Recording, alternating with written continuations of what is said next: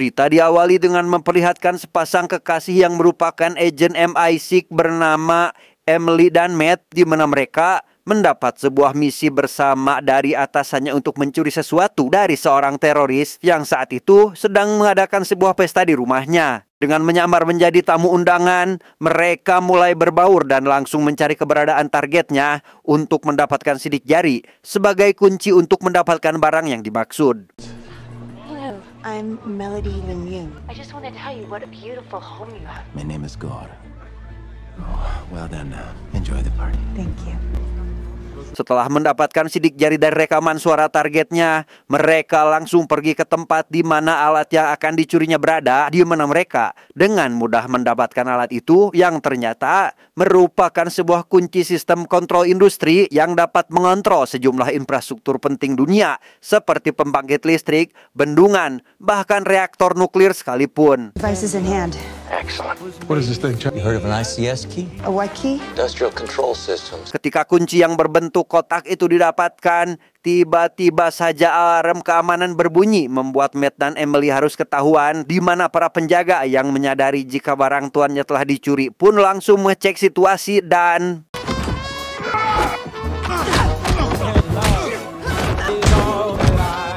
Easter exit, guys. Move it. berkat arahan dari atasannya, Matt dan Emily berhasil meloloskan diri, di mana mereka langsung pergi menemui seorang rekannya yang ternyata adalah mantan Emily bernama Baron untuk membantunya melarikan diri. Yang meskipun Matt merasa ogah menemuinya, tapi dia berusaha tegar dan tetap menyapanya seolah tidak terjadi apa-apa. Enjoy the trip, Emily.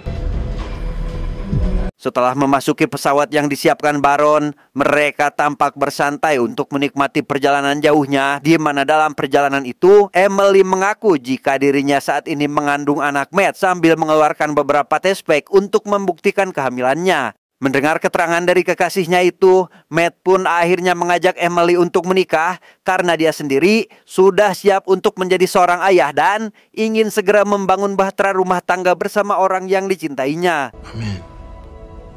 You're always saying the right thing. Di tengah momen bahagia itu, ketika Emily merasa mual akibat kebiasaan orang mengandung dan hendak ke toilet, salah satu pramugara penerbangan itu mengatakan jika toilet pesawat sedang rusak, di mana Emily yang menyadari adanya ketidakberesan pun memberikan kode kepada Matt dan Get away from him. We want the key. Emily bertarung sambil melindungi perutnya yang tengah hamil muda, yang hal itu harus dia lakukan seorang diri karena Matt juga sedang sibuk dengan urusannya dikarenakan jumlah musuh yang tidak sedikit.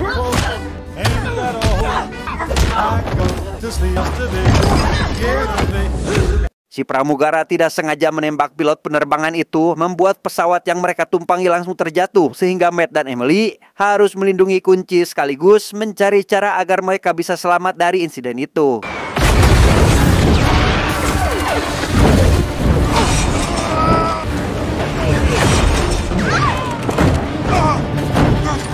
Ketika pesawat hampir meledak yang disusul dengan longsoran salju di belakangnya, Matt yang melihat hanya ada satu parasut pun langsung memasangkannya pada Emily, berharap dia bisa selamat dari kejadian ini. Namun Emily yang tak ingin kehilangan Matt pun langsung mencengkeramnya untuk mengajak dia ikut terbang bersamanya.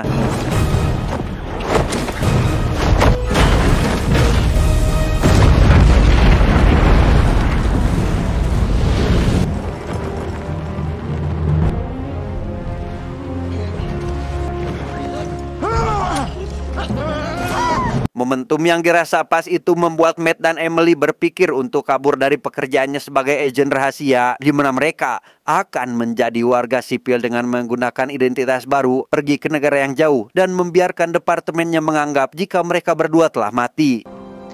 We better get out of here. Dan inilah Back in Action.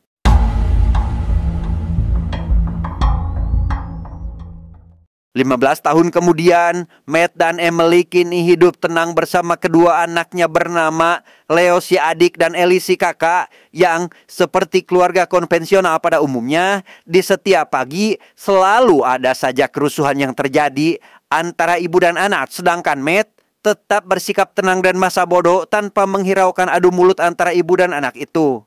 Peace doesn't just happen. And not only that, Kushai Zabdra. Setelah sarapan, Matt dan Emily segera mengantarkan kedua anaknya untuk bersekolah, di mana mereka memantau kedua anaknya, terutama Elise yang sudah mulai beranjak remaja, yang betapa kagetnya mereka berdua ketika melihat anak gadisnya sudah berani bermesraan di depan umum meski dia tahu jika kedua orang tuanya masih berada di dekatnya. Menyadari jika orang tuanya belum pergi, Elise segera menghubungi mereka agar segera pulang sekaligus memberitahu agar mereka menjaga privasi anaknya karena Elise mulai tidak nyaman dengan apa yang orang tuanya lakukan. I'll be home after I'm done studying at Annalise's. Bye. You gotta be more discreet.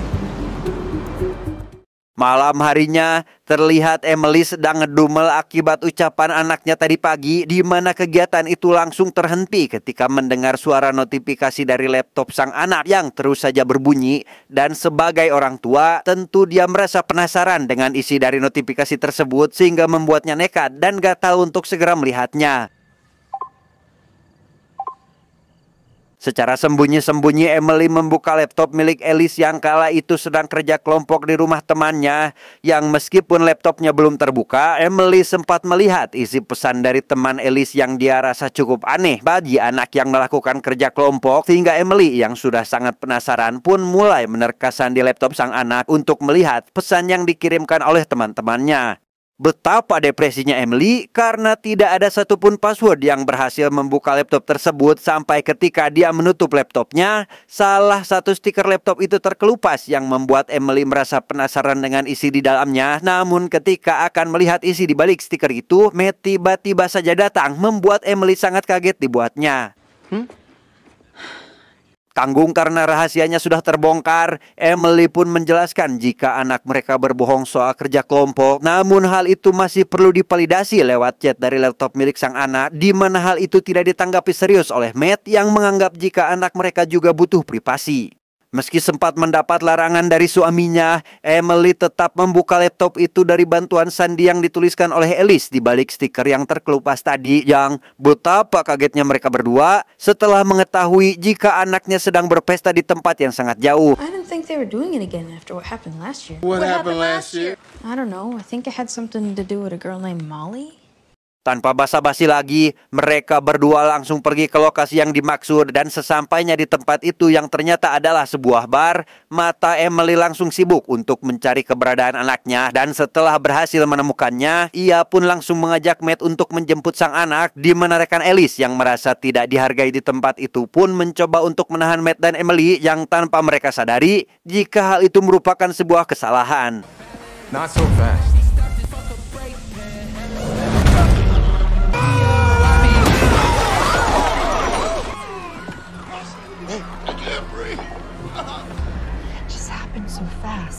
Di perjalanan pulang, Elise yang berposisi sebagai orang yang salah pun seolah tidak mengakui kesalahannya barusan. Bahkan ia malah balik menyalahkan orang tuanya yang sudah berani membuka laptop miliknya, di mana Matt yang mulai kesal dengan anaknya pun memutuskan untuk menghukumnya ketika nanti mereka sudah sampai ke rumah.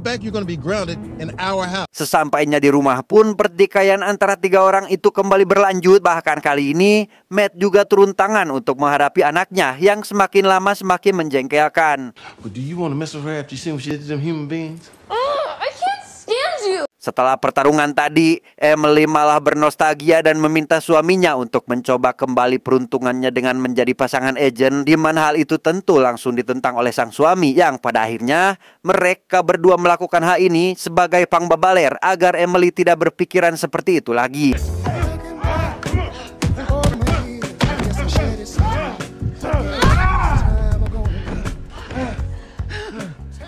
Esok harinya, Matt kedatangan tamu yang tiada lain adalah sahabatnya sendiri ketika masih berada di agensi bernama Chuck, di mana dia berhasil melacak keberadaan sahabat lamanya dari sebuah kanal YouTube yang ternyata aksi perkelahian kemarin ada yang merekam dan langsung mengunggah video mereka di kanal YouTube-nya. Namun ketika mereka masih berada di tengah pembicaraan, tiba-tiba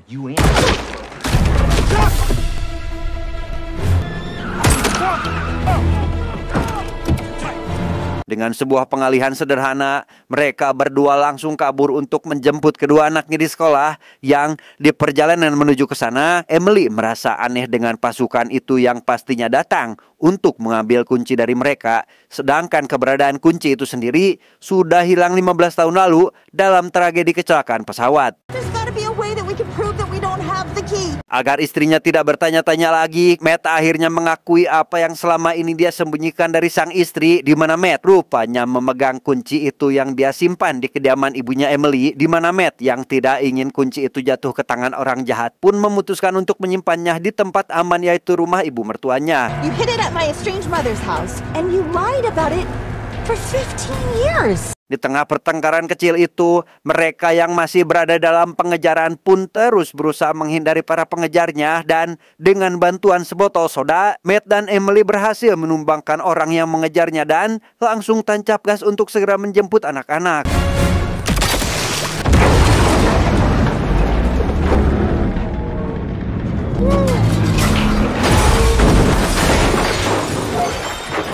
Tanpa memberikan penjelasan, Matt dan Emily mengajak kedua anaknya pergi ke bandara meski jam sekolah masih berlangsung, di mana anak-anak yang terus menanyakan apa yang sebenarnya terjadi pun membuat kedua orang tuanya itu beralasan jika mereka akan berlibur ke rumah neneknya yang berada di Inggris. Because we're going to go visit your grandmother. What? We have a grandmother? Sesampainya di Inggris, Matt langsung menyuruh keluarganya untuk segera naik bis karena ia tahu jika sebentar lagi akan ada orang yang menyambutnya, di mana hal itu benar-benar terjadi karena Baron dan pasukannya juga datang ke bandara tepat ketika bus yang Matt dan keluarganya tumpangi telah pergi.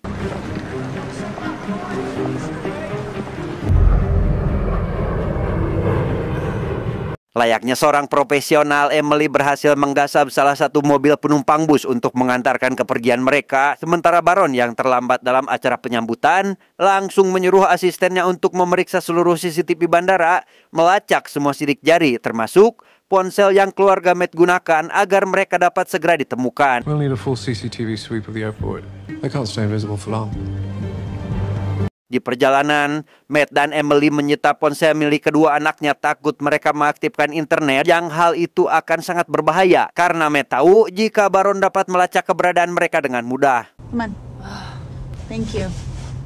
Mereka berhenti di sebuah supermarket untuk mengisi bensin dan berbelanja, di mana Leo dan Alice yang pergi makan berdua malah iseng menyalakan internet dari WiFi supermarket untuk sekedar mencari tahu siapa orang tua mereka yang sebenarnya. Akibat anak-anak yang menggunakan internet, tiba-tiba segerombolan reman tak dikenal muncul, termasuk Baron yang saat ini sedang berada di perjalanan untuk pergi ke tempat Matt, di mana Matt dan Emily sendiri langsung menghadapi para reman itu sebelum mereka membahayakan kedua anaknya.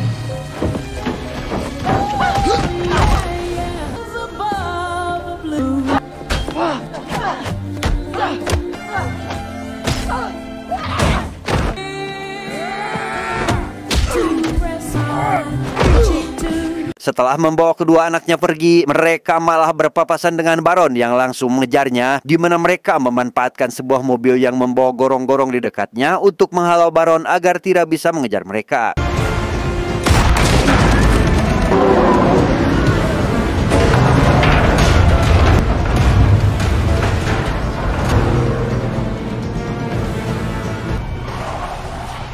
Dalam perjalanan itu, anak-anak yang kian bertanya-tanya tentang siapa kedua orang tua mereka yang sebenarnya pun mulai mendesak agar segera diberikan jawaban, di mana Matt dan Emily yang tak kuasa dicecar pertanyaan yang semakin intens pun akhirnya menyerah dan mengatakan kebenaran tentang siapa mereka yang sebenarnya. Matt dan Emily menjelaskan jika mereka berdua dulunya adalah mata-mata dari sebuah organisasi bernama UNR, atau sekumpulan pasukan tidak resmi yang akan melakukan pekerjaan ketika CIA tidak bisa mengatasinya. We were spies. You guys were spies? Yes. Pada percakapan itu juga terungkaplah fakta terkait alasan kenapa mereka bisa sampai ketahuan, di mana Matt yang kesal karena anaknya sudah melanggar peraturan pun meminta konsol game miliknya dan langsung membuangnya saat itu juga.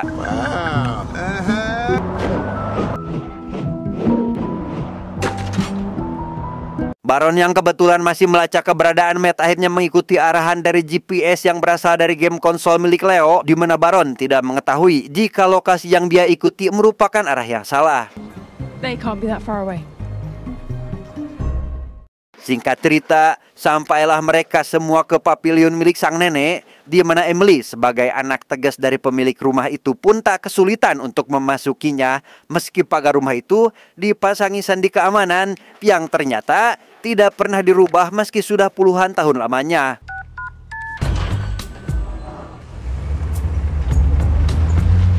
Dan inilah ibu Emily atau nenek dari Alice dan Leo. Si nenek tampaknya merupakan seorang mantan agen rahasia seperti Emily. Dilihat dari kemampuan menembaknya yang luar biasa di usianya yang sudah tidak muda lagi. But come on in.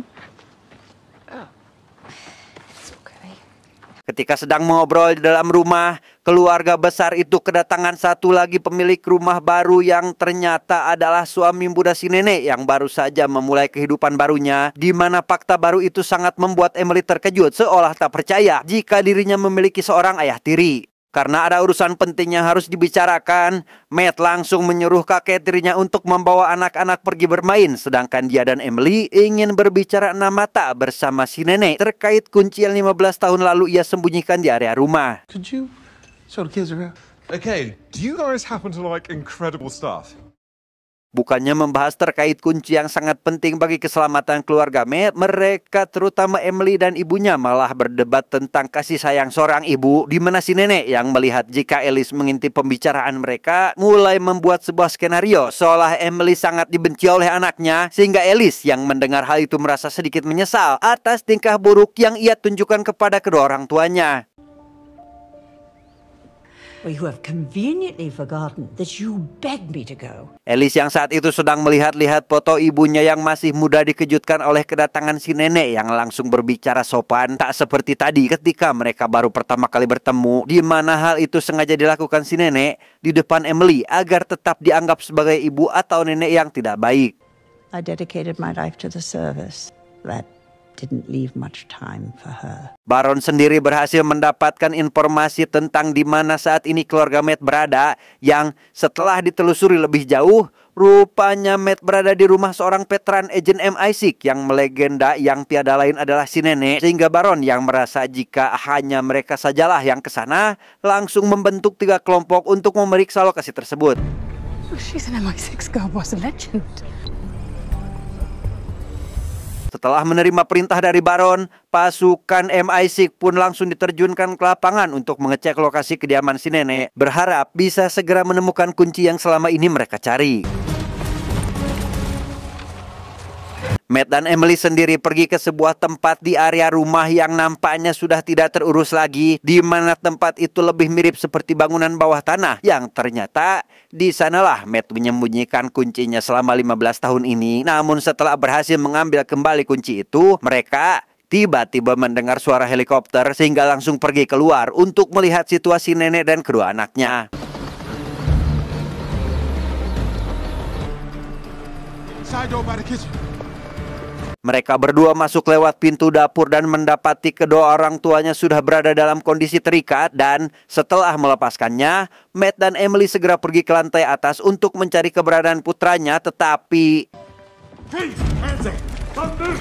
Please. Where's our kids? Living room. Move. Matt dan Emily dibawa ke sebuah ruangan yang dipenuhi pasukan musuh berikut kedua anaknya yang menjadi tawanan mereka. Dan ketika mereka menganggap jika Baronlah pelaku dari kejadian ini, mereka dibuat terkejut ketika mengetahui fakta, karena ternyata bukanlah sosok Baron yang keluar, melainkan sahabat baik mereka yang tiada lain adalah Chuck, yang ternyata masih hidup. Chuck? Sorry to disappoint you.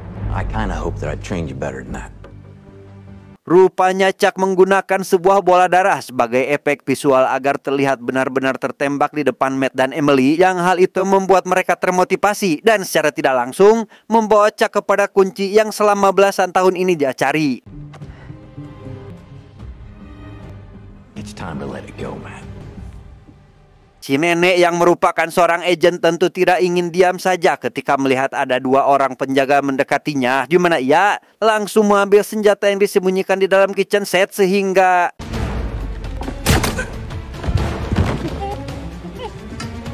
Mendengar kerusuhan dari luar membuat pasukan Chuck menjadi waspada, apalagi setelah Matt dan Emily berhasil melakukan perlawanan. Namun karena kedua anaknya masih berada di tangan Chuck, mereka berdua tentu tidak bisa berbuat banyak, yang pada akhirnya harus pingsan akibat dibogem oleh dua orang pasukan yang baru saja datang dari belakang.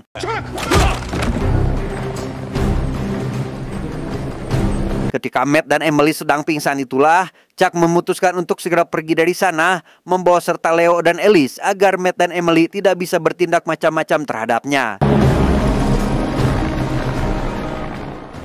Setelah tersadar, Matt dan Emily segera memeriksa CCTV berharap dapat melacak keberadaan helikopter lewat plat helikopter tersebut. Namun Matt menyadari sesuatu ketika Leo memberinya jempol yang ternyata sang anak memakai cincin elektronik yang di dalamnya sudah dilengkapi dengan GPS sehingga Matt dapat dengan mudah menemukan lokasi keberadaan kedua anaknya.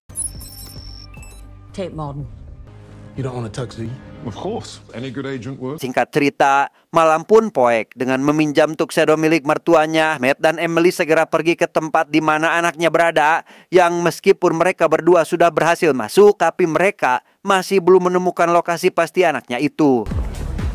What's it say? We're supposed to be right here. Sementara itu, Chuck sendiri sedang mempersiapkan penjualan terkait kunci yang baru saja dia dapatkan, sekaligus memperlihatkan sedikit pertunjukan kepada calon pelanggan tentang seberapa kerennya kunci tersebut. Chuck memulai pertunjukan dengan mematikan dan menyalakan listrik, namun yang lebih hebatnya lagi, alat itu bisa membuka penghalang yang membendung sungai di London, di mana petugas bendungan sendiri tidak bisa mengatasi masalah tersebut. That out there stops the Atlantic Ocean from flooding this great city. Melihat beberapa penjaga yang naik ke lantai atas, Matt dan Emily curiga jika mereka adalah penjaga. Chuck pun memutuskan untuk mengikutinya dan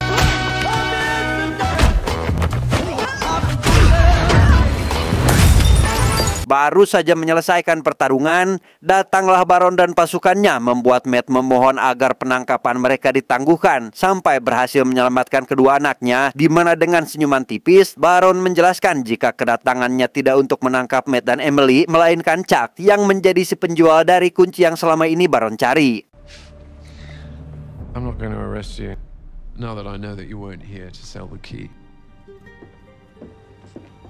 Setibanya di tempat transaksi, Chuck yang melihat Baron, Matt, dan Emily memutuskan untuk segera melarikan diri karena sadar jika dirinya tidak bisa menang, di mana Matt dan Emily yang tidak ingin kehilangannya lantas menyusul, sedangkan Baron memilih untuk menghabisi anak buah Chuck terlebih dahulu.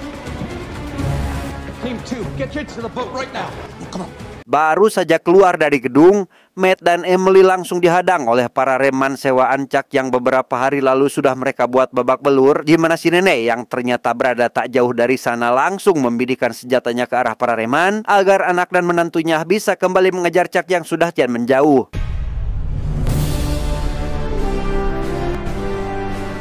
Dengan menggunakan motor si reman, Matt dan Emily mencoba untuk mengejar Chuck yang kini sudah berada di air bersama kedua anaknya, di mana gangguan kembali datang karena ternyata reman itu tidak datang hanya berdua saja sehingga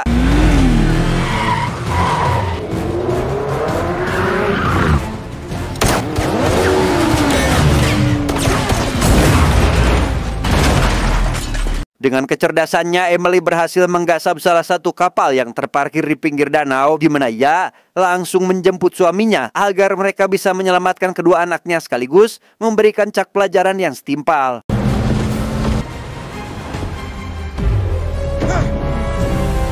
Si kakek sendiri tampak duduk menunggu di dalam mobil sambil terus meminta izin agar dirinya boleh beraksi. Namun karena sang suami masih murid magang dan belum sah menjadi agen, si nenek pun meminta dia agar tetap mempertahankan posisinya, di mana si kakek yang tak sengaja melihat anak buah Chuck yang sejak awal membawa kunci itu lantas mengambil tindakan dengan melakukan hal seperti ini.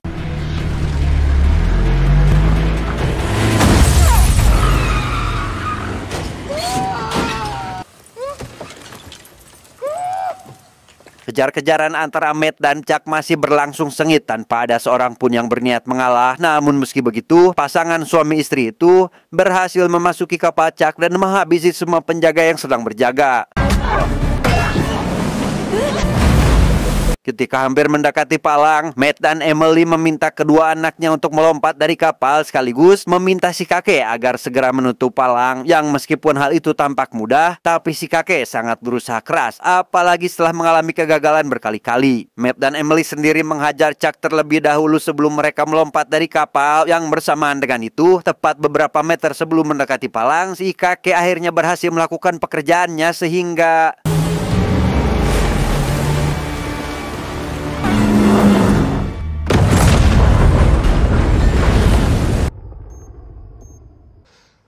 I did it! tak lama setelah itu, polisi mulai berdatangan untuk mengevakuasi keluarga Emily dan setelah mereka semua naik ke daratan, Leo dan Alice tampak jauh lebih baik dalam berinteraksi dengan kedua orang tuanya, tak seperti kemarin yang tampak beragajul dan sering melawan kepada mereka. Pada akhirnya, keluarga itu kembali ke tempat asal mereka yang kali ini kakek dan neneknya juga ikut ke sana demi hidup bersama anak dan cucunya. Apalagi pertandingan bola yang Alice ikuti akan segera dilaksanakan sehingga menjadi ajang pendekatan pertama yang sempurna untuk kembali merajut asa di keluarga mereka. Ketika Matt dan Emily memasuki mobilnya, mereka dikagetkan dengan sosok Baron yang tampaknya sudah menunggu cukup lama, di mana Baron meminta Emily untuk kembali bergabung dan menuntaskan sebuah misi bersama ayah Emily yang sampai akhir film tidak pernah diceritakan. Your dad? Yeah, did I not tell you about him? Tamat, ending yang sangat membagongkan.